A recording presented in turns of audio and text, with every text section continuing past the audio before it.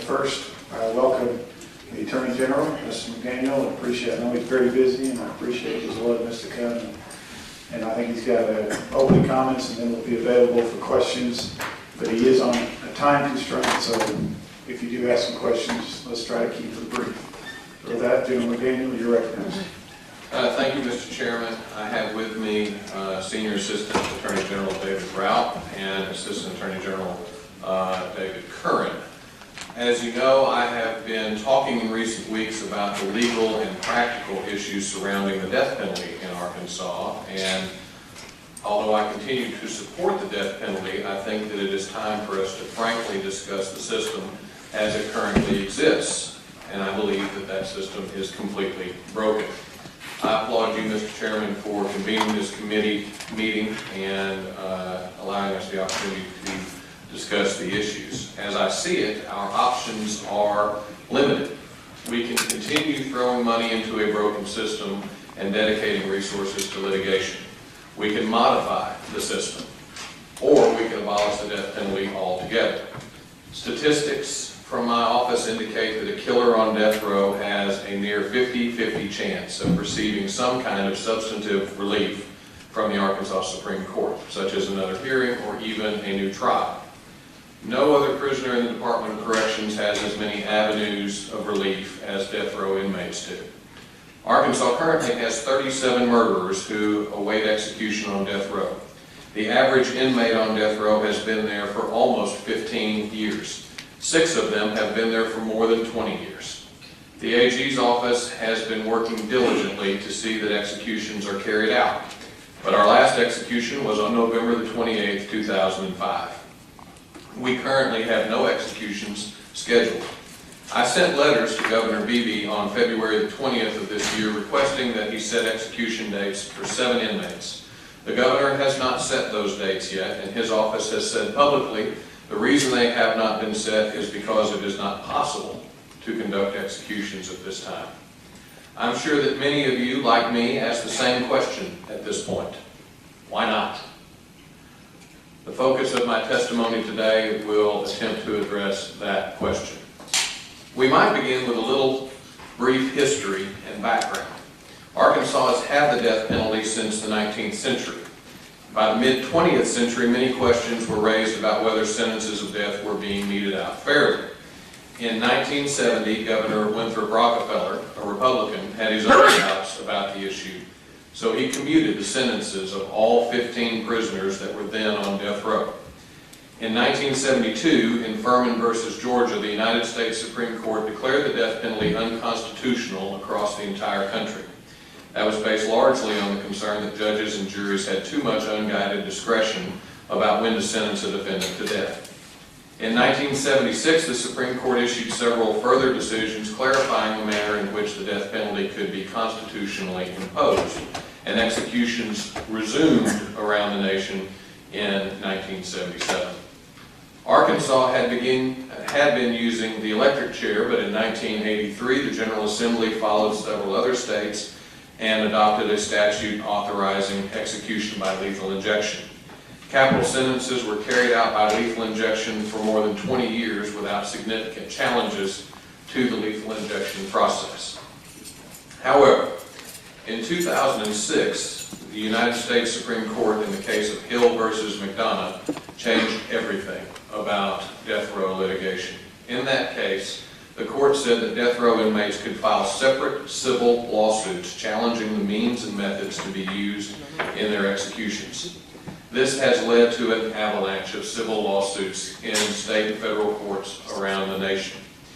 It's important to know that civil litigation today stands as a much greater impediment to executions than the appeals process, even though the appeals process for criminals on death row is itself significant and lengthy. Thus, even after an inmate has litigated his criminal appeals and post-conviction challenges to the extent available for 20 years or more, he may still file an entirely new round of civil litigation challenging the methods of his sentence, methods of his execution and how his sentence would be carried out. In many states, the implementation of the death penalty has ground to a halt due to these lawsuits. Notably, in Arkansas, the Supreme Court has granted stays of execution to allow inmates to challenge the lethal injection process in civil suits, even though every aspect of their convictions and sentences have already been upheld. As a result, as I said, no executions have taken place since 2005. Since Hill versus McDonough was handed down in 2006, Arkansas inmates have filed numerous suits challenging various aspects of the lethal injection process. In one of those cases, the inmate contended that the Department of Corrections should have engaged in rulemaking under the Administrative Procedures Act when they specified the means and methods for carrying out the injection. In order to cut short that argument, as well as to address the shortage of drugs for lethal injection, which the ADC had already foreseen, the General Assembly amended the lethal injection law in 2009. It was, of course, promptly challenged in court by several inmates. And even though Arkansas statute was the same as those in several other states, our Supreme Court ruled that it violated the separation of powers doctrine by giving too much discretion to the Department of Corrections. In 2013, Senator Hester and Representative Steele introduced a new lethal injection statute which gave more specific guidance to the ADC. It should be no surprise to any of us, though, that the new law, only enacted in March, is already being challenged in court. The suit alleges that the statute must specify the type of IV procedures used and the rate of flow through the syringe. I believe that if the legislature were to amend the law today,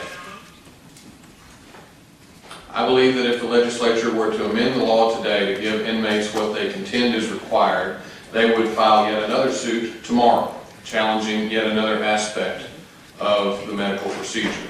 I truly believe that the statute could be as long and detailed as War and Peace, and we would still get sued. In addition to the lengthy criminal appeals and never-ending civil litigation, there is also a new practical impediment. The drugs needed for lethal injection are simply not available for the state to purchase anymore. Let me repeat that. The drugs needed for lethal injection are simply not available for purchase for the state. There are really only two drugs, thiopental and pentobarbital, that have been approved by both the medical community and the courts for the execution of a human being. These drugs are not available for purchase by state departments of corrections currently. Many of the manufacturers of the drugs are European. The death penalty has been abolished in most of Europe, and those manufacturers will not sell their drugs to us for that purpose. I have been asked by the public and the press, and in fact many of you, about Texas. And it has been pointed out that Texas carried out an execution by lethal injection as recently as this month. Texas, as do some other states, have some old supplies that are still available for use in their prison pharmacies. But even their supplies are dwindling. We don't know specifically what Texas has on hand, but one recent public records search indicates they have enough for 23 executions. However, even those 23 doses have an expiration date, and we don't know when those dates will arrive and when those drugs will be no longer available for use. The universal lack of availability is why the old practice of sharing or buying drugs from other states no longer takes place. It's important for you to know that Texas is not the only state that attempted to plan ahead. We did too. Arkansas attempted to acquire an ample supply of lethal injection drugs for future use, envisioning this very problem. However, the federal government, the DEA, the United States Attorney, in 2011 informed the state that they believed the drugs were improperly imported and threatened seizure of the drugs. And ultimately, after lengthy discussions back and forth, the state turned the drugs over to the federal government, and no viable source of replacement has been found. The federal government is currently blocking the importation of any drug for the use in lethal injections. Just yesterday, it was on the front page of the Arkansas section today, I think, maybe the front page of the paper. In Cook versus FDA, the U.S. Court of Appeals in Washington, D.C. ruled that the FDA cannot allow lethal injection drugs to be imported from foreign manufacturers or pharmacies. In addition to the drug shortage issue, There's a personnel issue. The state must have someone qualified and willing to administer a lethal injection. Medical professionals have participated in the past so long as they could do so anonymously. Now, as an additional line of attack on the system, inmates have begun demanding the names and qualifications of those who set the IV lines and administer the drugs. It is much more difficult to find medical professionals willing to participate if they face lawsuits challenging their abilities, their motives, their qualifications, their personal and professional backgrounds. Furthermore, some inmate lawsuits have contended that only a doctor, only a physician can administer the lethal injection, and others insist that a doctor must write a prescription for the drugs to be administered. And of course, the inmates know that the American Medical Association has taken the position that it is unethical for a physician to participate in the execution of an otherwise healthy human being. As states are beginning to realize lethal injections are all but impossible to carry out as a result of the practical and legal hurdles I have described, and I assure you there are more that I have not mentioned for the sake of brevity, they are therefore engaging in a discussion looking for alternative methods of execution. Within the last 3 years, the state of Utah executed a man by firing squad. The Attorney General of Missouri earlier this month said that Missouri might have to reopen their gas chamber if their efforts to carry out lethal injections continue to be halted. The Arkansas statute says that if lethal injection becomes unavailable as a method or becomes invalidated, our fallback method of execution is still the electric chair. Of course, we don't know for sure how the courts would view an execution by firing squad or gas chamber or electric chair, but I think I have a pretty good guess. Although the specific factual issues in a challenge to execution by one of those alternative methods would be different, the legal issues regarding claims of cruelty and the possibility of undue pain or mistake would be exactly the same as the claims raised in the lethal injection cases. I want you to know that I will do everything in my power until I leave office to address the death penalty's legal hurdles, but I cannot tell you how this chapter is going to play out. I thank you for taking the time to discuss this important issue and direct your attention to it. As the policymakers of this state and as my clients, I stand ready to assist you in any way that I can, and I'm eager to answer any questions that you may have. Thank you, General McDaniel. One question, Hill McDonough, is that a U.S. Supreme Court or? Yes, sir. Did they rule that that was part of their due process rights to be able to file civil claims? Or? They did. The question was whether or not their civil claims had to be raised earlier in their habeas corpus proceedings, and the fact that they didn't include their claims in the earlier habeas proceedings should have barred them from being raised in a subsequent civil action at the last hour. And the U.S. Supreme Court said, no, you have a right to raise these claims, and if you don't raise them, and if you prove later to have been right, the irreparable harm is that you're dead. And so, as with all legal approaches to the death penalty, this is different than other cases. The other method is, and you're right. By the way, I look to these guys to nod their heads and tell me that I didn't just tell you something wrong.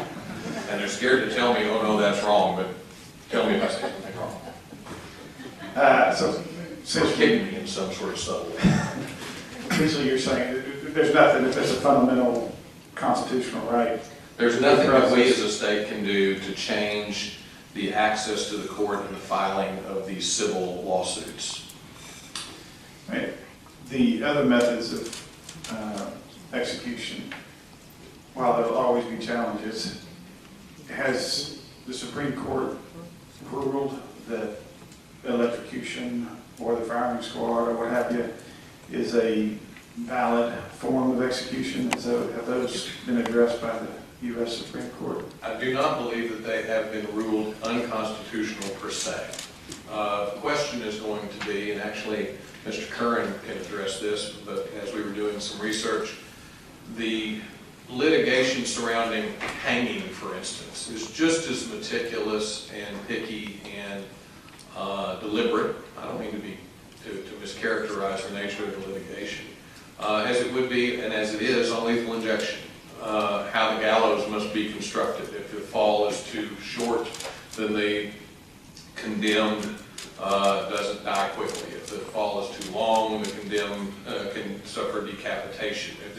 If the rope is not thick or sturdy enough, all of the complications. And so I don't care what method a state determines they're going to kill a person with, the litigation, the nature of the litigation will be essentially the same. What could go wrong? Why should you do it that way? How do you know that this particular process is appropriate? Oh, Judge, we need relief because of A, B, C, and D. You want to add anything to that? I would just add one other point is under the 8th Amendment, the courts apply what is known as the evolving standards of decency. And so what they often do is they look and sort of survey the landscape and see what states are doing.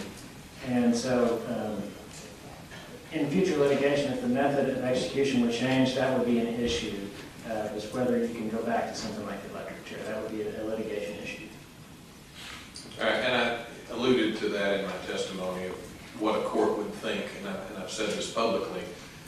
I do believe that most Arkansans still support the death penalty, but I also think that the evolving standards would cause people to question whether or not they would be comfortable. Where's the line of decency? What method is too gruesome or violent? Those would all be questions that could be litigated. And last question I have, Williams has a question after that, but in regards to the physicians who are subject to their credentials being challenged, and we could, I believe, statutorily, and I think we have, limited discovery in med mal cases and made some items non-discoverable. Are we prohibited from doing that because the inmates' fundamental due process rights, or could we statutorily? I know you're asking. I think that, well, first of all, I'll defend any act that is passed by the General Assembly, but I think as we have seen repeatedly from the Arkansas Supreme Court, they guard jealously their ability to govern their courts. And when the legislature attempts to pass rules of evidence of what is and isn't discoverable. I know and I will also point out that Georgia has just recently, their statute was to guard the anonymity, right? And the drug supplier. And absolutely confidential, cannot be disclosed, not to the public, not to the press, not to the condemned, not to anybody. And it was a federal court or the Georgia Supreme Court? All right. The Georgia trial court, I guess just last week, said that was overstepping by the Georgia General Assembly that couldn't be done. Was that based on separation of powers, or was that based on the violation of? I would think that it would be both due process and separation of powers, but I truthfully would have to defer to David on the details of that Georgia trial court's opinion. Due process. Access.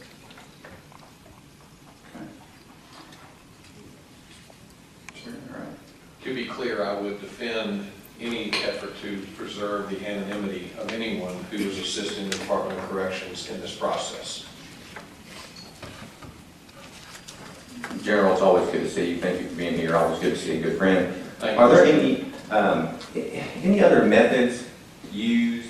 I mean, there are lots of ways to execute somebody, but anything not gruesome that hasn't been mentioned?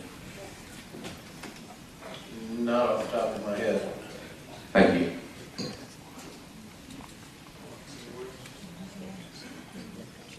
Thank you, Mr. McDaniel. Appreciate the fact that you reviewed is that you still support the death penalty. I think this body would really appreciate your office helping us put a plan together. It's one thing to identify that we've got an issue, and to kind of, well, you've got a problem, you've got to solve it. We found that that's pretty difficult to do, asking somebody. So from a legal standpoint, I would hope and ask, and if we'd like some feedback today on some pretty high-level things that you think we should do to move us forward. We know what we want to do, but we still have a law that says this is your process. Now, the process is fouled up, and you know, verified that. So help us understand what we need to do to right this ship to continue with the capital punishment. You know, when somebody's running for president, their campaign staff sits them in a room and they say, you're going to get the question, why do you want to be president? You got to be able to answer the question. And I knew the question today is, okay, so what do we do about it? And I have stewed on what to tell you in response to the question that I knew was coming. We are all people of action, or we wouldn't have run for public office. None of us. I know all of you personally at one level or another, and there's no one in this room that is comfortable with seeing a problem and being told there's no answer to it. There are very few options. One thing that could be done is to attempt to apply pressure to our federal delegation to have Congress change the law that prohibits the FDA from allowing importation. The law that was interpreted by the D.C. Circuit Court of Appeals yesterday. The FDA can't do it because Congress doesn't allow it, but Congress could change what the FDA is allowed to do. There are manufacturers around the world who manufacture this drug who would be more than willing to sell it to us. Would that solve our problem? No, it would not solve our problem, but it would be one step in the right direction. At least at some point, it would put supplies into the medicine cabinet down at the Department of Corrections so that if we can resolve the other issues, we at least had the drugs to put into the syringe, which at this point we don't. Well, of course, before yesterday, this wasn't an issue, the importation, right? I mean, that wasn't. Yes, it was. That was the primary reason that the DEA came and seized our drugs in 2011. They said that we did not have proper legal authority to import them from the United Kingdom. And we were not the only state, by the way, that was met with those demands by the federal government. So take me one step beyond. The drugs now can be imported. Let's assume for a minute. We still have a system that's unworkable. So tell me what would be the next step that we would need to do to right this ship again. Well, in the meantime, because obviously we know that Congress doesn't act quickly, especially on substantial pieces of legislation like that. And so in the meantime, we would be working on the litigation side of things. The courts, we learn something from the courts each time we litigate, what they want, what they expect. So we would continue litigating, for instance, the challenge to the 2013 Act. We would continue trying to address personnel issues and protocols through the Department of Corrections. They have an extraordinarily hardworking staff. I know they're here and will be answering your questions after I leave, and I applaud them for continuing to look at very complex, complicated problems and trying to find ways to resolve them. So if there's a way that some state has found to simplify or secure personnel issues, we would emulate that. There are a lot of tracks that are having to be marched along in this process, and we would do them all simultaneously.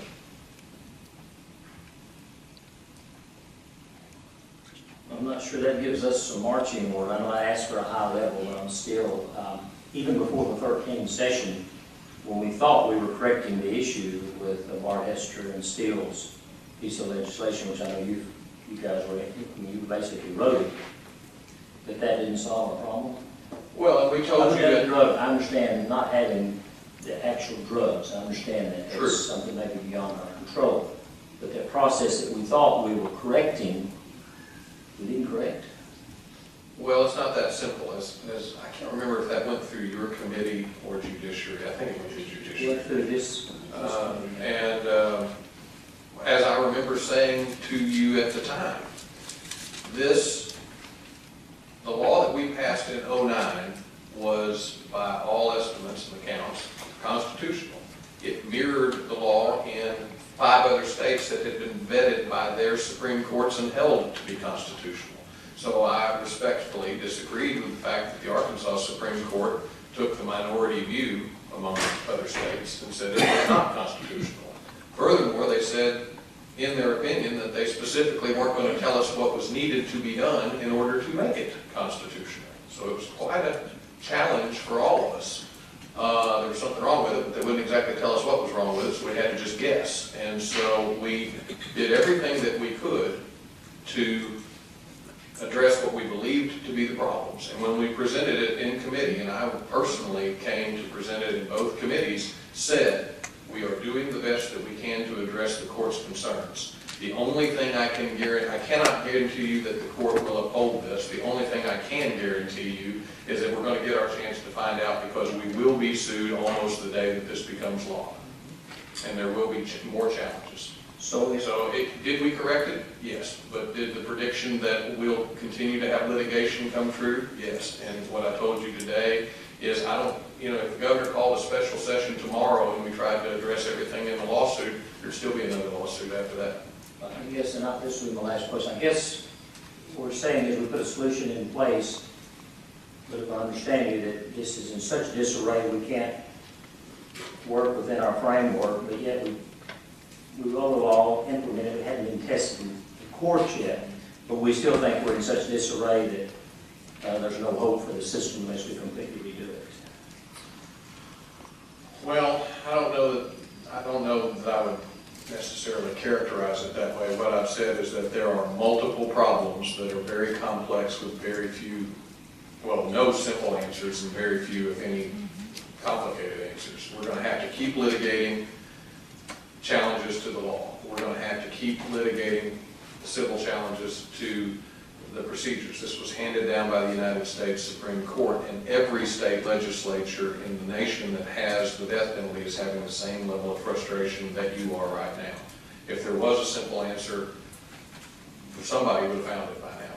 And if Georgia had the answer, or Texas had the answer, or Alabama, or Arkansas, or Oklahoma, if anybody had the answer, we would all share it with one another and we'd move on. It's not out there. Thank you. Yes, sir. I know you share the same concern, General McDaniel, as a lawyer, obviously. My biggest concern is that we have juries who are rendering verdicts that we are not fulfilling, and that strikes at the very core and the trustworthiness of our entire criminal justice system. I know you are doing your part. I think it's certainly imperative, as long as this is on the books and as long as juries are rendering capital punishment, we are obligated as legislators and Attorney General to do everything we can to see that it's carried out. So that brings me to Utah. I think you said you use a firing squad. That had to be challenged. It wasn't challenged.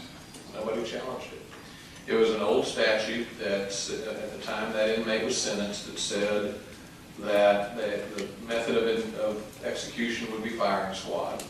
Since that time, they passed a statute that said it would be lethal injection or firing squad at the election of the condemned, and I think now it's just lethal injection, and firing squad is no longer an option, I think, in Utah.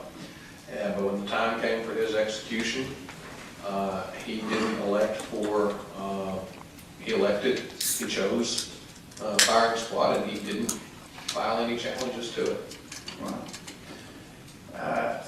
If I may address the point that you just made, because you and I have discussed this privately, and I think it's an extremely important point.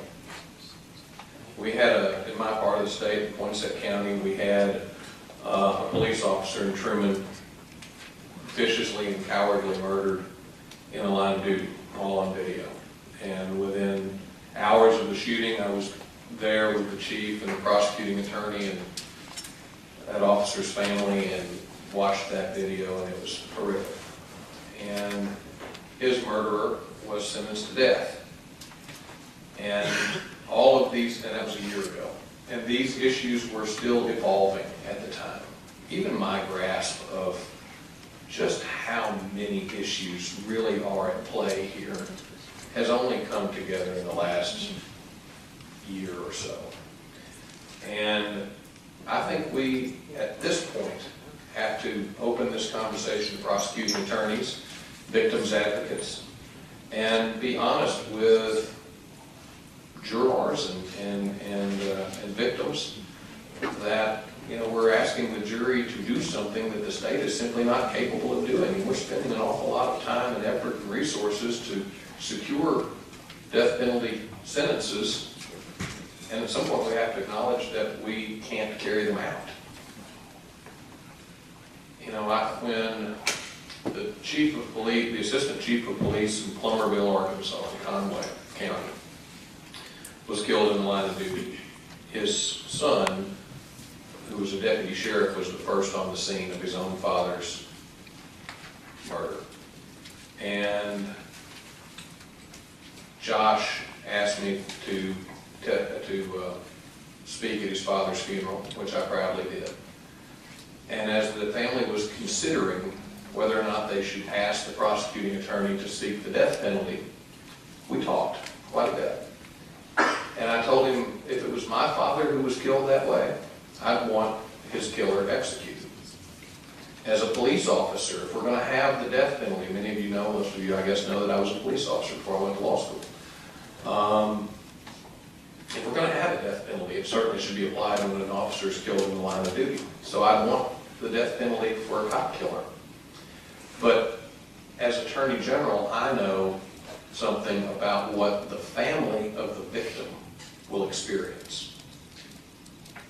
If the killer is given life without parole, that family knows at that point that that man will never draw another breath outside of prison for the rest of his life.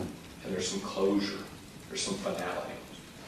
If he's given the death penalty, the family would spend the next 20 years waiting for that sentence to be carried out, dreading every time the phone rang because it's someone else from the state calling to update them about yet another hearing and yet another pleading and yet another filing and yet another date.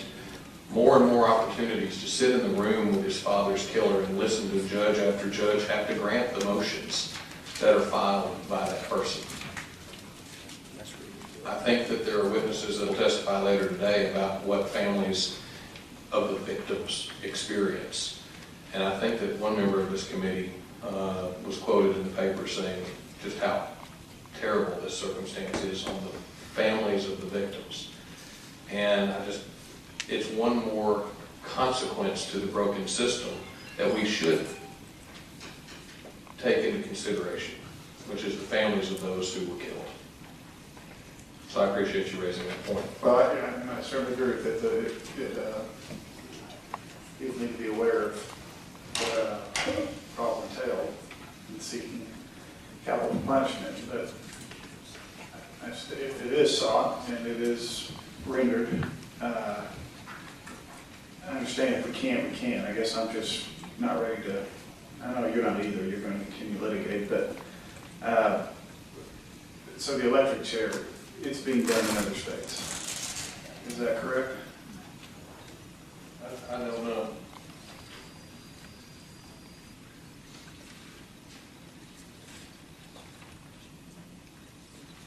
All right, I don't know why he can't just tell you, but he told me, so I'm going to tell you. Nebraska attempted to re-implement, as I understand it, the electric chair, and recently, within the last couple of years, and Nebraska's Supreme Court struck it down as being unconstitutional per se. To my knowledge, no jurisdiction is currently using the electric chair. Sorry, so you said the gas chamber, Georgia. What I'm getting at, has there been no litigation, no challenge to these other methodologies? I don't think anyone's been using them. everyone's gone since the early 80s to lethal injection, and all of the litigation has been around, can we continue to use lethal injection or not? And part of the policy considerations around lethal injection is that, to the extent that you're going to take another person's life, it's as humane as a method is available. And so if we can't defend that, obviously states would see even more complicated questions about. We haven't lost on the methods. the humaneness of, that's never been. It has not been ruled unconstitutional per se, no. And so I guess when they were using the electric chair, did nobody ever challenge the humaneness of the electric chair to the Supreme Court? I'm sure they did, and that was, I'm sure, all part of the justification of why the U.S. Supreme Court abolished the death penalty as a national policy to begin with. But you reinstated it. They reinstated executions 4 years later, yes. Okay, I'm trying to narrow out, it may not be possible, but I'm trying to narrow. By the way, you remember that signal that you and I worked out last time from a year ago? You may not be able to see it, but I've been doing it for a while. Okay, and that's all my questions. Thank you, Mr. Chairman. I think Chairman Wright, if you have a second. I forgot to tell him the signal. I'll be brief, and then I can ask your staff if you need to go, General. No, I'm just teasing, Mr. Chairman. Has anybody looked into the additional costs the state incurs by way of the many things that has to be done, additional juror time? There's a fine public defender sitting behind you that has to hire staff to defend these things. Has anybody, are you aware of, looked into any of that? I think there have been a lot of studies about cost. To be brutally honest, cost is not my concern. That's the General Assembly's concern. That's the public's concern. As far as I'm concerned, the public policy of this state is we are willing to pay more to see this sentence carried out because in limited circumstances it is the appropriate thing to do. And so if the public is, and I think that that's fine. If the court wants to pay more for extra public defenders and for prosecutors who are death penalty qualified, and jurors who are death penalty qualified, and judges that have to go to death penalty school before they can hear one of the cases, and the entire workings of the Attorney General's office to handle the litigation for years, and all of the Department of Correction costs that surround dealing with a death row inmate. If the public policy of the state is we're willing to do that because we eventually want to see that person executed, then that's fine. I think the alarm that I've been sounding is, would you still spend all that money if you knew that he was never going to get executed? So that's a whole different policy question. Thank you, General. Mr. Chairman, I appreciate very much this committee, and obviously if you have additional questions for us or my staff, as you know, we are available to you individually. I assume that every person in this room has my cell phone, and I encourage you to call me if you want to ask me something, and certainly if you need us to come back. As you know, we are at your service, and I was only teasing. If you need me here until the end of the day, I promise I'm all yours. Let's save questions to the Department of Corrections people. I know they appreciate that. Thank you, Mr. Chairman. Thank you, committee. Thank you. All right. Next, I'd like to, I think we have Larry Jegley and Tom Tatum. I see them. They may be behind one of the columns. Are they here?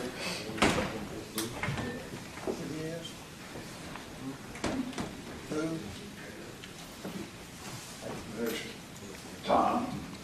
Larry's on his way. They're getting. Okay. And I've asked prosecutors, they didn't necessarily volunteer, but I asked them to come and give their perspective. And so I appreciate them taking time out of their day to do that. Mr. Tatum, you're welcome to begin, or you're welcome to wait on your co-board.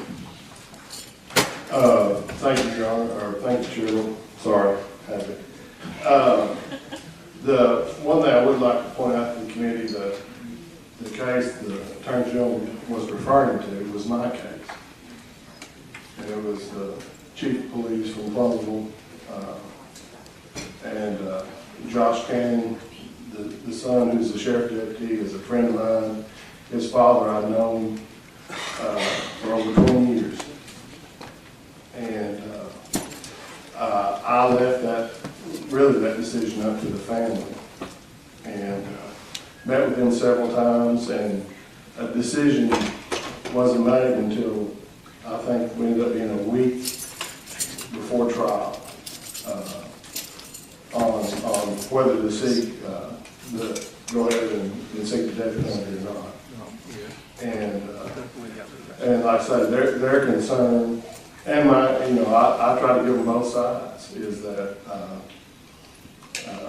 people are usually on death row for over 20 years. It's a long, drawn-out process to go through. And just to be quite honest with you, I'm not sure Josh could have withstood that. I think it's been very difficult for him, especially in the career he was in, to go through all that and all the ups and downs associated with it. That doesn't change my position on whether that option should be there for the public and for families. And it's repugnant to me that because people attempting to block what the majority of people in Arkansas want, with lawsuits and filibustering and civil suits, should change, what we try to do as a state, or what you're elected to do, what I'm elected to do, if that's the will of the people in Arkansas. Now, if the will of the people changes, I can understand that. But right now, and I think it's clear that the people want this as an option in our criminal system. And I think it should be there for them. And there's always cases that warrant it. And also, like I say, in this case, because of the death penalty, we were able to plead this individual to life in prison, which I don't know we could have done. We'd probably have to go through a trial without the danger of the death penalty. And so that's, essentially my personal position on it, position of my office. I don't know what questions y'all have. Well, if you could, for those members and audience members who may not be familiar with how plea bargaining works, and go through and explain why the threat of capital punishment helps expedite some of these really awful cases. Well, having just the opportunity to seek the death penalty does is, the criminal defendant and his family too. Of course, the victims in my case don't ever get to see their loved ones anymore. But a lot of times family members, and in Officer Cannon's case, one of the family members came forward, I believe, to the public defender and asked for us to consider that an opportunity. Actually, I think the defendant's father met with him to convince him to accept life in prison. And that's something that some defendants just aren't willing to risk. The case we had was very good. There were eyewitnesses. We had lots of physical evidence, lots of scientific evidence, and I felt like the defendant was either going to get a life sentence or a death penalty.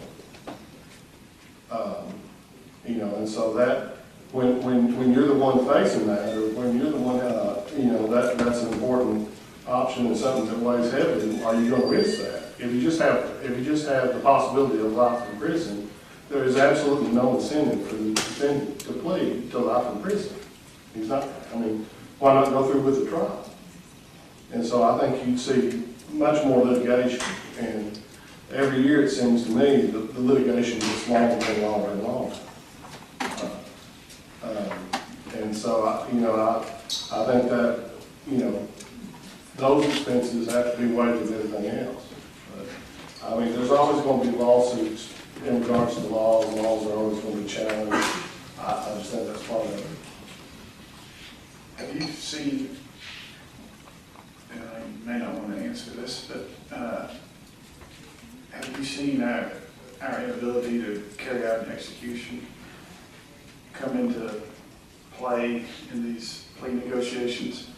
Are defense attorneys telling their clients that you really, that's not a risk, they haven't executed anybody since '05, and I don't care what they say, you're not going to get executed? Has that happened yet, or do you anticipate that it would happen if we're not able to fix it?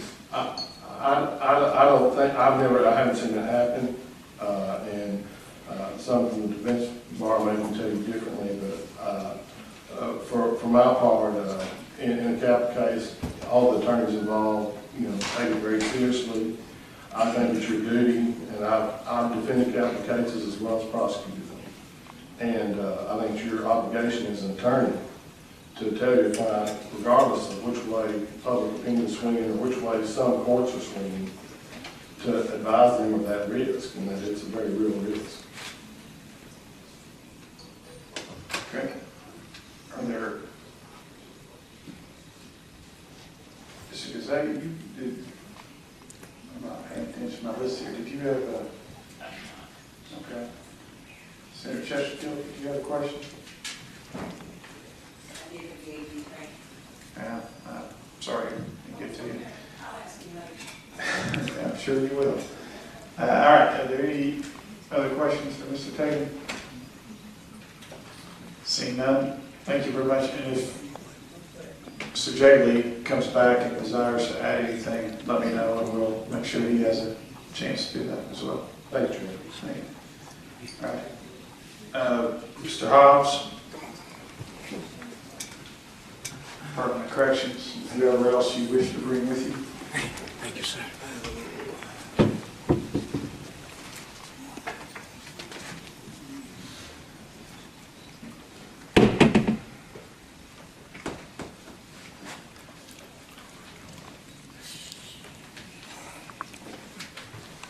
Senator Glover, always good to see you. Thank you, sir.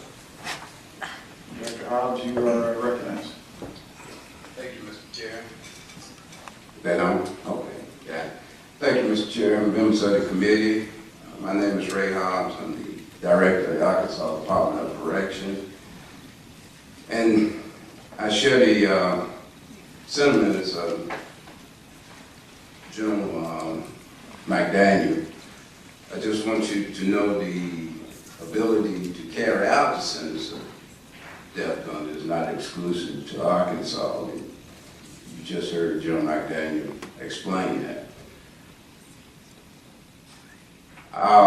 The frustration for the Department of Correction is we have to train staff to carry out and follow the law, whatever that law is. And when you sign up for that job, you know at some point you may have to carry out the ultimate responsibility that's been dictated by the courts. So I want you to know within the next month there will be a national forum for all states with the death penalty to discuss with other directors of state agency and including the federal corrections. How do we move forward? Where do we go? And how do we carry out the death penalty in whatever form or fashion? All right, Senator Chesterfield, I have a question, but since I skipped you last time, go right ahead. You gonna let me go this time? I am. Thanks, Senator. Mr. Hobbs, good afternoon. Good afternoon, Senator Chesterfield. Are there people really who want to train to kill somebody? No, ma'am, I hope you didn't hear that as that. Well, It was like, you have to have staff to carry it out. You have to have a licensed physician. We have had difficulty finding staff for that, have we not? we have difficulty finding medical staff. But you don't have difficulty finding members of your staff? I don't think they have a choice when they sign up. Let me give you the best analogy I know of. It's like when you sign up to be a soldier. At some point, you know you're going to have to go into battle. At some point, you're going to shoot and be shot at. So that comes with the job. That's what I was saying. Well, if you have someone who objects to being involved in the process, would they lose their job? No, ma'am, certainly not. So they would have the right to refuse. Yes, ma'am, they do. Thank you, Mr. Chair. Well, it was a good question, nonetheless. All right. Dr. Hobbs, I'm reading Title 5, Section 54617, method of execution. And it says that, it's talking about the lethal injection, it says this section is held unconstitutional by an appellate court or competent jurisdiction. Sentence of death shall be carried out by electrocution in a manner determined by the director in his or her discretion. And since, for time at least, the Supreme Court is going to have to rule on our most recent attempt, but for a time it had been, lethal injection had been deemed unconstitutional because of separation of powers.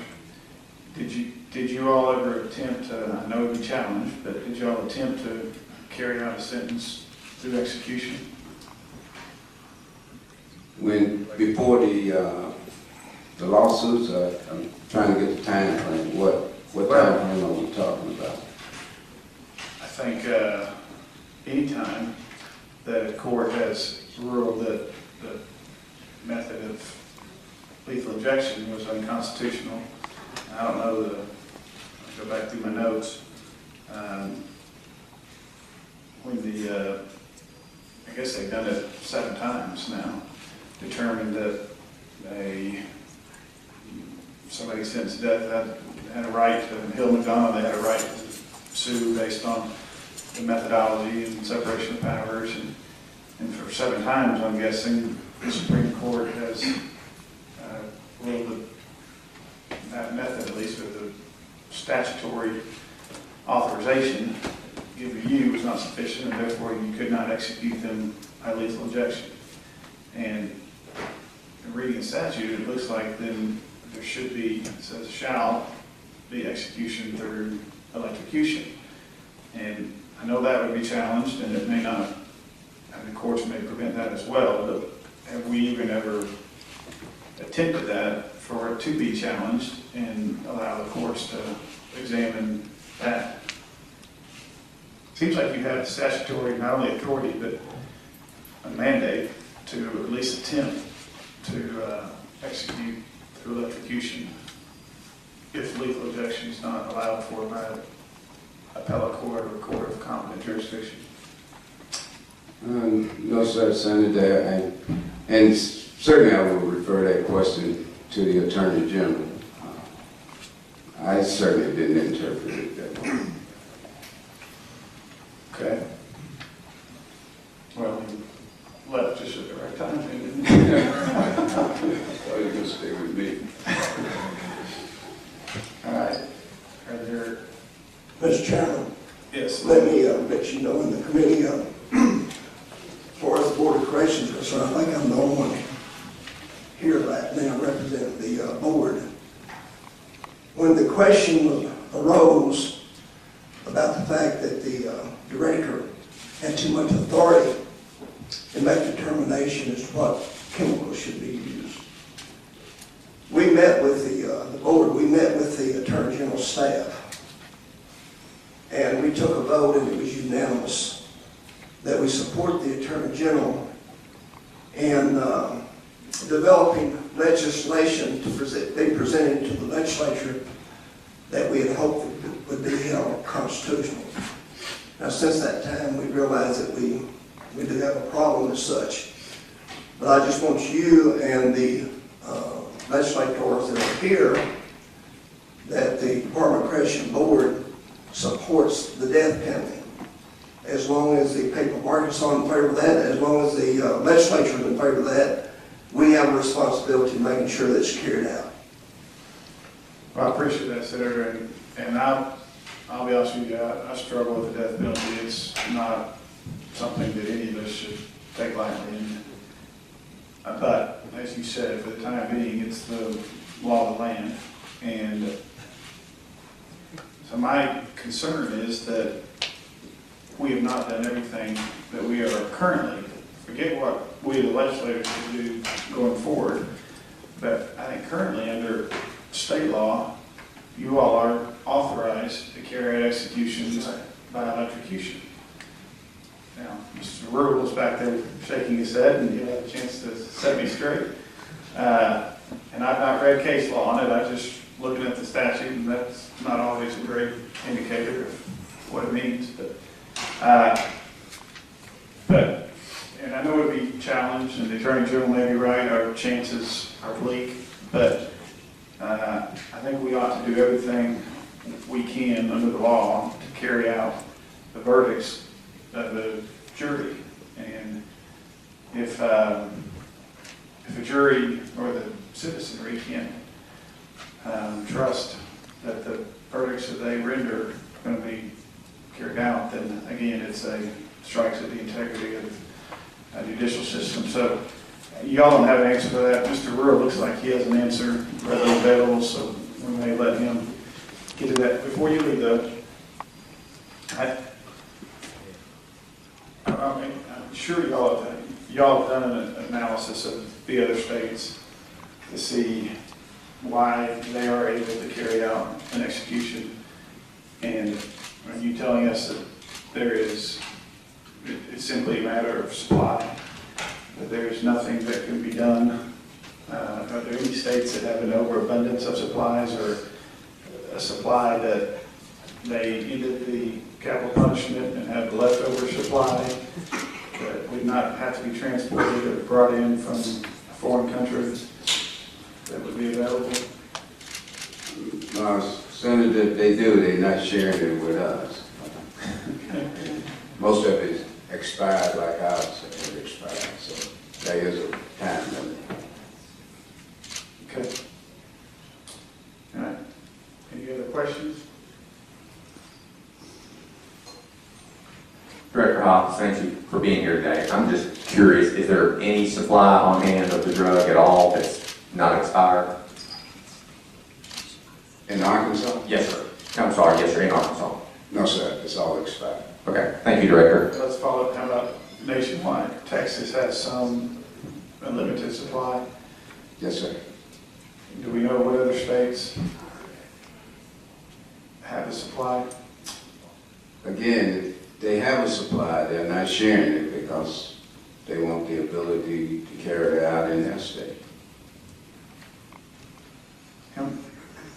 I guess these are hypothetical questions, but if a state did decide to do away with the death penalty and had an excess supply at that point, is there any legal restriction on us purchasing from that state as long as we weren't transporting them in from a foreign country?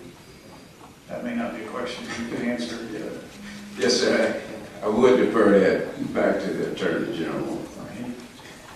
Yes, sir. Wiley devil, he left just at the right time. Well, I thought you were going to stay here at the table with me. All right. Thank you, Director Hobbs. Thank you, Senator. Thank you, Committee. You come back. Representative Walker has a question. Yes, sir. Oh, and Kazay, I'm sorry.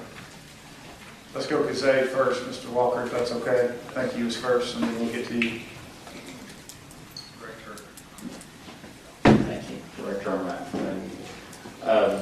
At present time, you have statutory authority for two methods. Does the department have any thoughts or input if the General Assembly were to permit alternative methods of execution? Representative, in all due fairness, anything I say can be taken out of context, and the lawsuits are all against Ray Hobbs and the Department of Corrections. So I would defer again to the Attorney General's office because they defend us in everything we say and do. In all fairness, thank you. Thank you. And Senator Hutchins, I just want to remind everybody, Director Hobbs is involved in ongoing litigation, so there are some constraints And I would suggest, as he has, if anybody has any direct questions like that, contact the Attorney General themselves. I don't think they're proper for Director Hobbs to be answering, because of that ongoing litigation. Thank you, sir. Representative Walker, you recognize? Thank you, Chairman Hutchinson. Mr. Hobbs, you know there is statutory duty you have, and this is in relation to what Chairman Hutchinson said, to be zealous in trying to obtain medication or whatever else is necessary in order to execute somebody. In other words, I don't know of any duty to you where you obliged to go to the end of the world or the end of America to try to find that drug if it's not available from a manufacturer or its origin source. No, sir. Now, if the legislature wanted to impose upon you that duty and said you have a duty to find whatever is necessary in order to carry out an execution, I heard you say that you would do whatever the legislature told you to do, consistent with your obligations as the director. Is that correct? Consistent with it being the law of the land, Yeah. that's what I would do. All right, thank you. That's what Mr. Glover said too. Yes. All right. Well, I don't want to get into a fight with Representative Walker because I'll probably lose it, but I would say there is statutory language that says shall, and I think that imposes a duty, and it's in reference to the Department of Corrections, so I would say in my reading of it, there is a duty, but that's, as all good lawyers can debate even the meaning of the word shall. So. All right, are there any other questions? All right, seeing none, thank you. Thank you, Mr. Chairman. Madam Secretary. All right, let's move to Didi Sallings, and we want to thank you, Didi, for your years of service as Director of Public Defender's Commission, and wish you well in your new role. Thank you. As you know, my name is Didi Sallings. I'm no longer the Executive Director of the Commission, but I am with the Commission, and I'm a certified fight for disenfranchised and making prosecutors angry. If I could, I, for a change, agree with pretty much everything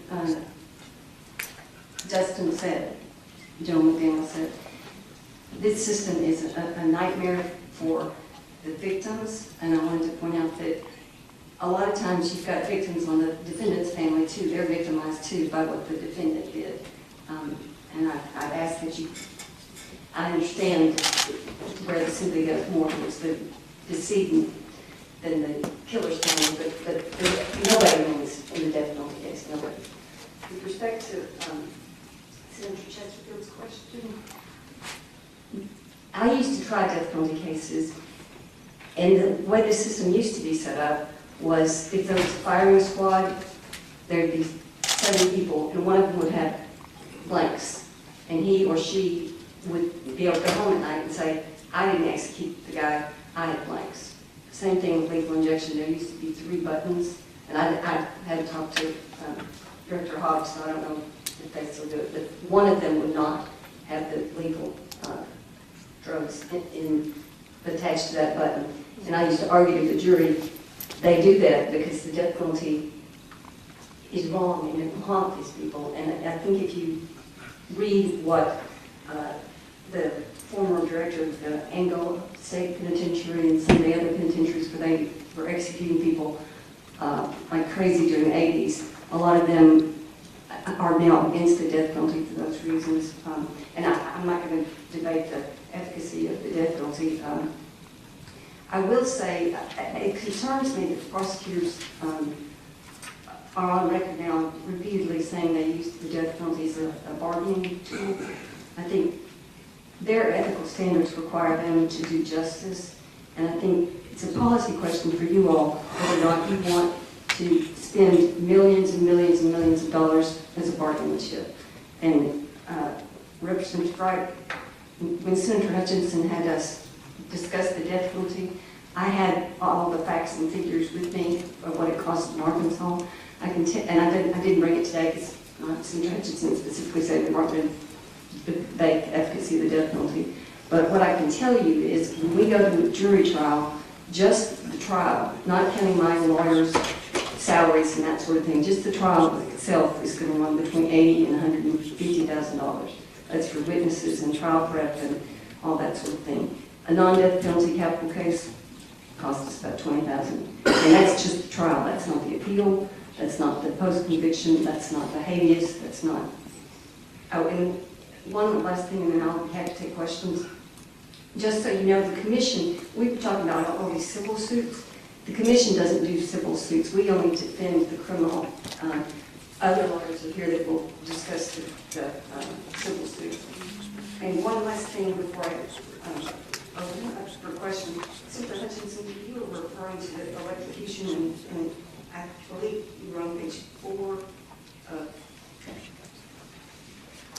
well, you probably have the statute book, but anyway, Senate Bill 237 on page 4, lines 30 through 32, it says the department shall carry out the sentence of death by electrocution if this section is invalidated by a final and unappealable order, and we don't have a final and unappealable order yet saying that this bill or this act is unconstitutional. So I think the Department of Corrections would be ill-advised, and I'm not going to the lawsuit to try to do an electrocution. Is that a new act we passed in 2013? Yes, that's the one that's subject to litigation right now.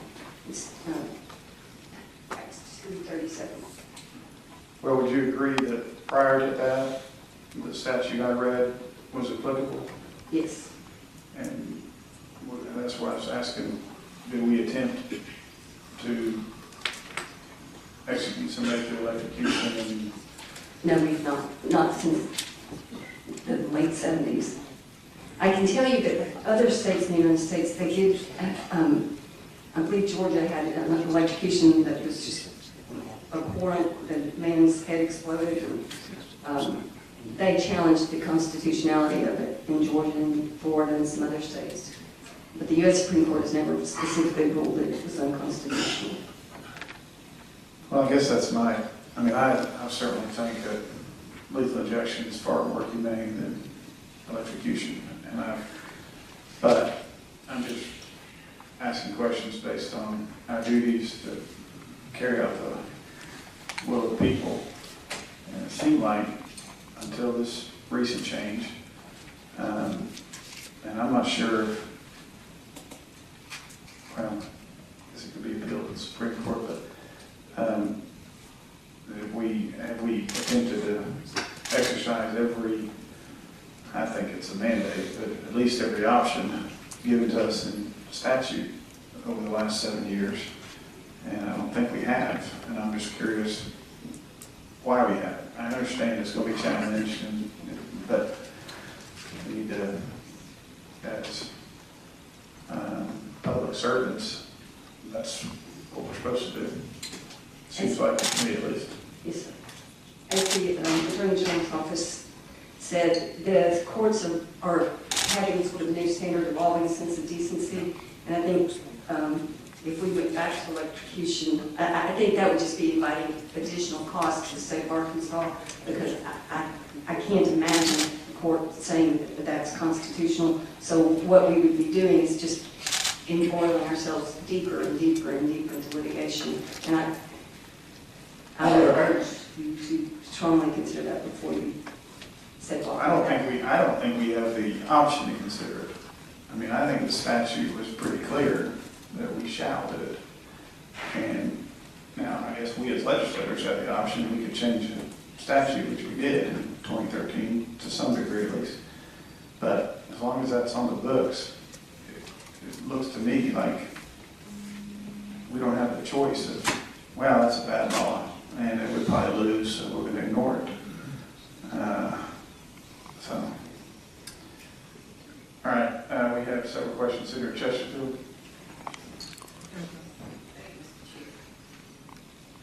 Understood, okay. Am I incorrect that the Warren Court ruled that capital punishment was cruel and unusual? They did, and then 4 years later, they ruled that, basically they said it was arbitrary and capricious because it was just like throwing the dice, whether you lived or died. Juries had unfettered discretion, and so they said it's unconstitutional because juries have unfettered discretion. There's no way for an appellate court to decide how they determined whether the person would live or die. In response to that, states got together and came up with a system whereby the jury's decision could be reviewed on appeal, and that's why we have the bifurcated system that we now have in place. You have a guilt phase, where the jury determines guilt or innocence beyond a reasonable doubt, and you all probably already know this, so I'm going to go fast. And then we have a sentencing phase, where there are statutory aggravating circumstances that the legislature specifically said these are reasons you can use to consider the death penalty.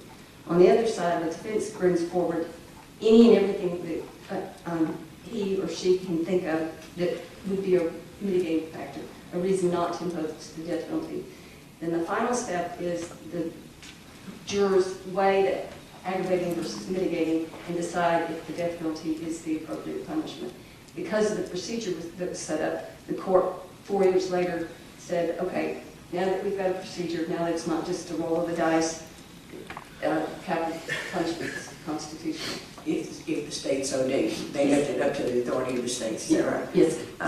My final question, Mr. Chair, and it's always so interesting to see you engage in rhetoric around the law. But I'm wondering if I could get a report that indicates during those 4 years when there was no capital punishment, the crime rate went up or down. And I think that would be helpful as we go about this discussion. I don't need it today, but it would be helpful to me to have that information. Thank you, Mr. Chair. May I comment on that? I believe there are statistics that show that the states that have the death penalty have a higher rate of violent crime. And I think someone else will testify to that. I don't want it anecdotal. Or we can ask the Sentencing Commission All right, thank you. to get us those numbers if you like, Senator Chesterfield. All right, and Representative Walker.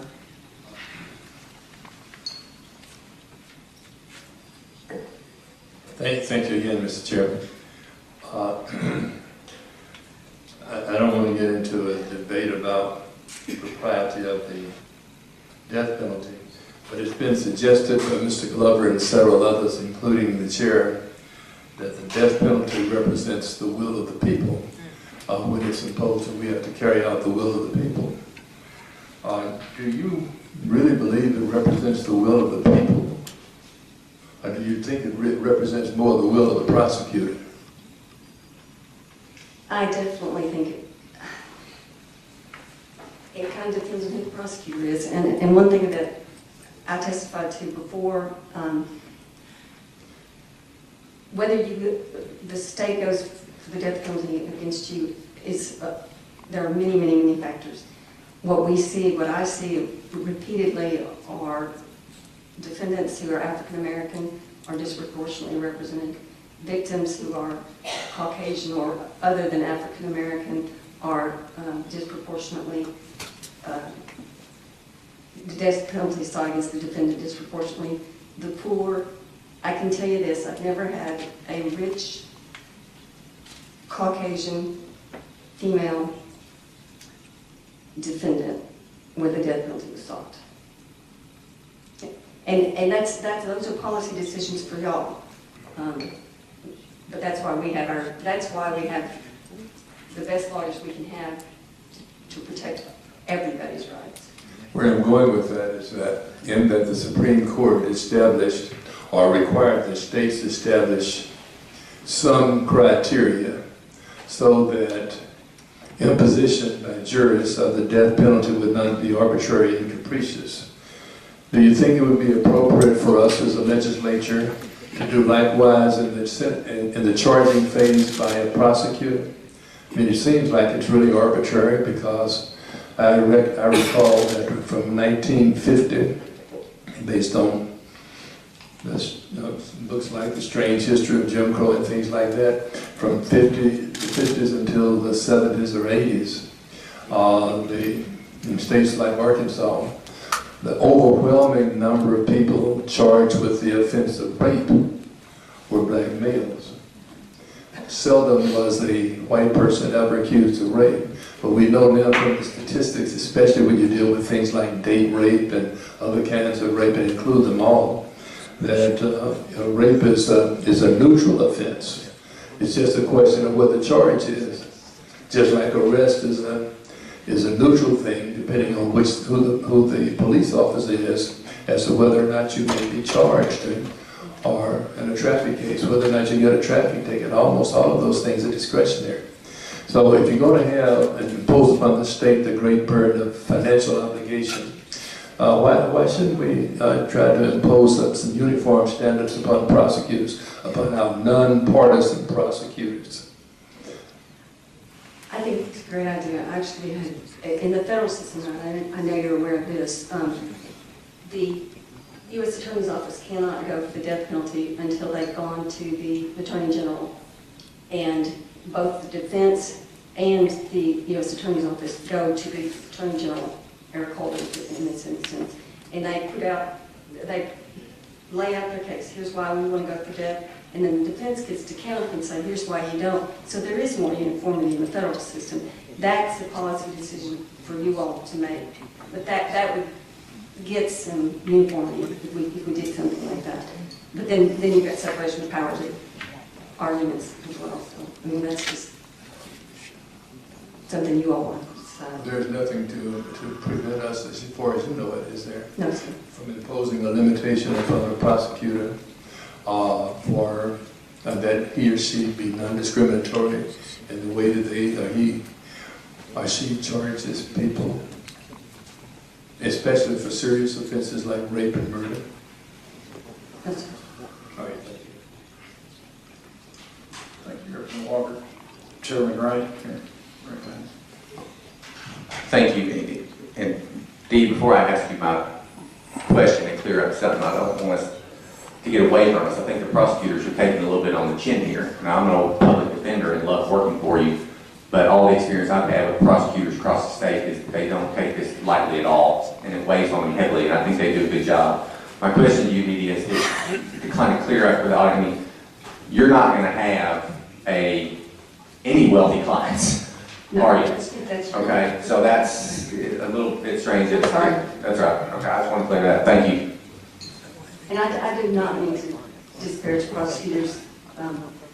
They do take it very seriously. And my point I was hoping to make was, do we want to use the death penalty as a bargaining chip, a very, very expensive bargaining chip?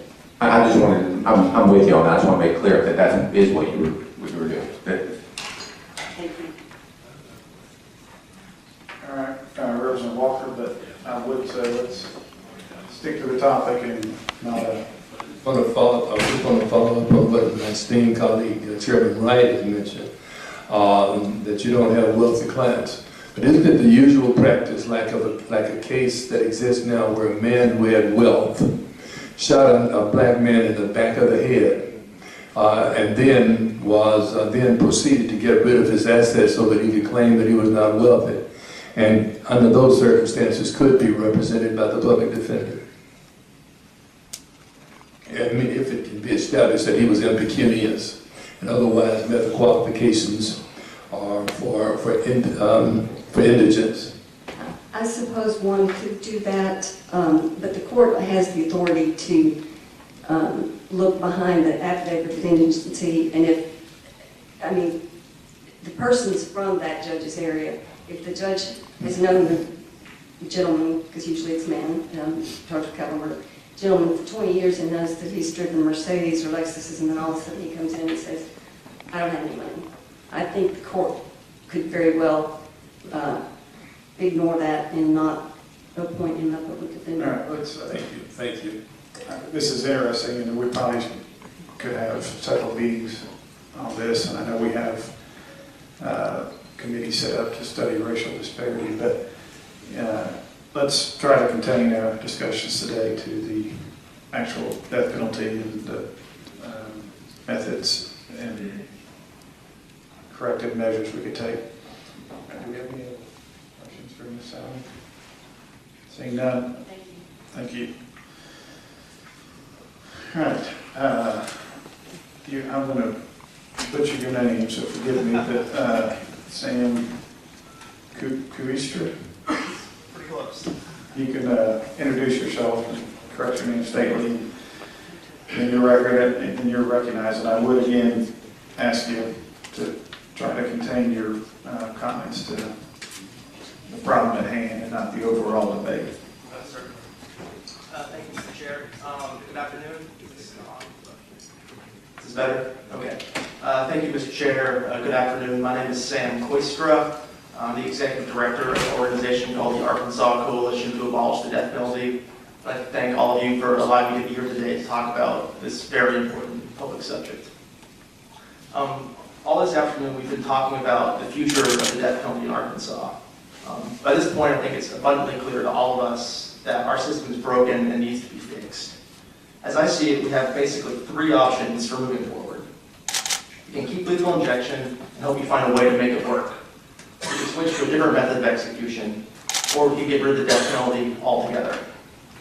In my opinion, the only one of these three options that has any hope of fixing our system is repealing the death penalty. Let me explain. Keeping lethal injection is not a solution. We've been in a wait-and-see mode for years now on lethal injection. We've had drugs seized by the DEA. We've had our lethal injection statute thrown out by the Supreme Court. This year we passed a new statute, but now we're finding it incredibly difficult to find a suitable drug for using in executions. We spent an incredible amount of time and money trying to make this work, and there's still not a clear solution. This is not an Arkansas-specific problem either. This is a death penalty problem. As you've already heard from both the Attorney General and from Director Hobbs, other states have had the exact same trouble as us making their lethal injection system work. And they've been trying to get different drugs and different acquisition strategies.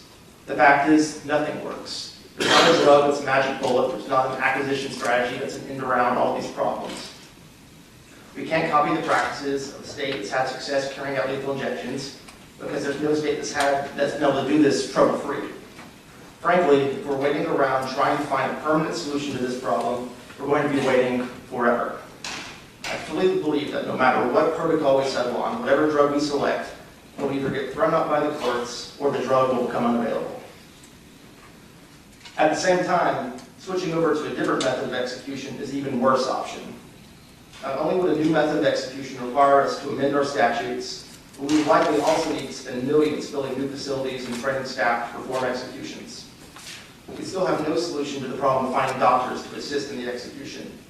And even worse, we would be returning to square one on court challenges, trading one legal quagmire for another brand new one. It's clear to me that the best and the only way to fix our death penalty system is to repeal capital punishment altogether. By repealing the death penalty, we would no longer be thrown into crisis every time a drug becomes unavailable.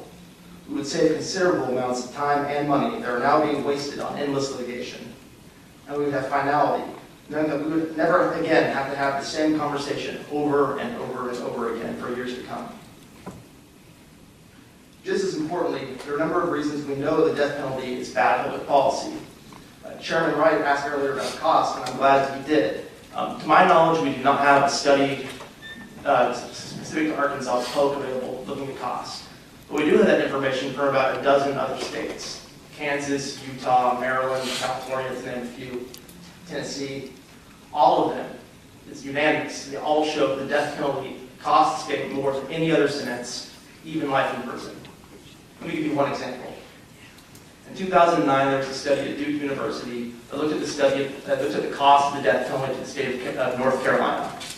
What they found is that if the state repealed capital punishment, it would save around $11 million every year. $11 million per year going forward.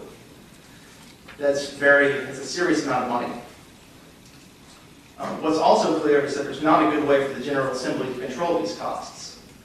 Most of the costs that we associate with the appeals process come during federal habeas corpus proceedings. Those are controlled by federal courts and federal law, and as such, they're out of the state's hands. We've also seen a raft of recent U.S. Supreme Court decisions that have given death row prisoners access to habeas corpus courts where previously they had been procedurally barred. This is an expense that's not going away, and it's only going to get worse and worse going forward. Additionally, so we're having this very expensive process. What's troubling is that we actually don't get any benefit from it. In my line of work, I hear a lot of people saying we need the death penalty because it deters crime, that makes us safer. Senator Chesterfield asked about that. She's not here now, I'm sorry she's not here to hear this, but all the evidence we have shows that there is no strong connection or any connection at all between crime rates and the death penalty. You can see that just by looking at the FBI's crime data. If you go back to 2011, that's the last year that we have FBI crime rate data. There were, at that time, 15 states that did not have death. There were 15 states that did not have the death penalty. Arkansas's murder rate was higher than 13 of them. In fact, overall, the 23 states that had the 23 highest murder rates, 21 of them were death penalty states. If you look at it regionally, since we reinstated the death penalty in 1976, the South, states that are classified in the South by the U.S. Census Bureau, have performed around 80% of all executions in the United States. But the South has the highest murder rate of any region in the country. By contrast, the Northeast has performed far less than 1% of all executions. They have the lowest murder rate. If you just want to have one point of comparison, look at Arkansas and Iowa. Iowa's a rural state with a population of about 3 million, just like Arkansas. Iowa abolished the death penalty in 1965. In 2011, their murder rate was 1.5 murders per 100,000 people. In Arkansas, that number was 5.5 murders. In light of this, it should not be surprising that an intensive survey performed last year by the National Research Council found no reliable evidence whatsoever of any connection between capital punishment and crime rates. This is the bottom line. If we're spending money on the death penalty to make our states safer, we're getting ripped off. And what makes this even more frustrating is the knowledge that we could be spending this money on things that we know do make the states safer. Imagine us spending millions and millions a year on a do-nothing death penalty. We instead send that money to law enforcement, allowing us to hire more police officers who give them better equipment and training. We could use that money to fund a cold case task force to make sure that every crime victim in Arkansas finds justice. Or we could provide better compensation to crime victims and their families. These are programs that we know make Arkansas safer and stronger, not a broken death penalty that sucks up resources which could be put to better use elsewhere. This is just the tip of the iceberg. We know, for example, that death penalties applied arbitrarily with regards to geography, race, economic class. There's also with the death penalty always a risk of wrongful conviction, that an innocent person will be sent to death. We know since 1973 there have been 142 people nationwide that have been sentenced to death and later proven innocent and set free. These are all very serious problems, but I think the solution is clear. Repealing the death penalty is the obvious and, in my view, the only solution for fixing our broken death penalty system. Getting rid of capital punishment would not only save us from having to relitigate and re-legislate this issue again and again, we'd also save huge sums of money. We could spend that money on things that do make Arkansas safer, like more police officers or better compensation for victims.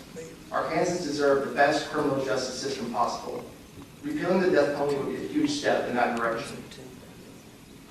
I would ask you all just to treat capital punishment, think about it the way you think about any other public policy choice. And that's the death penalty is a choice. You're choosing to keep this. Death penalty is just a failed government program. It costs a fortune, it's ineffective, and there's no clear way to fix it. That's the reason that 18 states overall have gotten rid of it, including 6 states that have gotten rid of the death penalty in the last 6 years. I think the answer for Arkansas is very clear. We just need to get rid of the death penalty. Thank you all for the opportunity to speak, and if you have any questions, I'd be happy to try to answer them. Thank you. Are there any questions? Seeing none, appreciate your testimony. Thank you. Mr. Harper, you signed up to speak.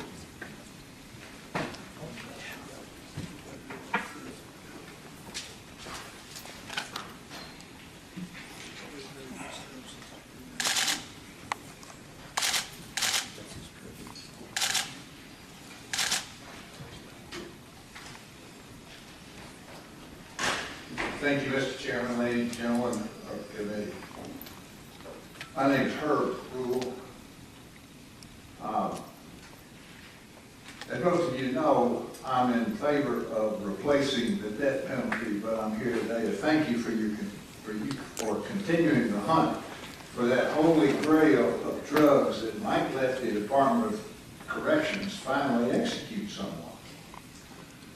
Thanks for having these hearings and taking interest.